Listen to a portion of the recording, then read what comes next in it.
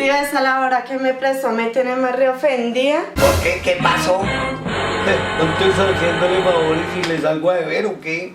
¿Qué fui? No, sí, ya cómo me dejó los pantalones. Preciso, no sabe ni lo que es moda. Así se la pasan los chinos hoy en día de moda, oiga. Sí.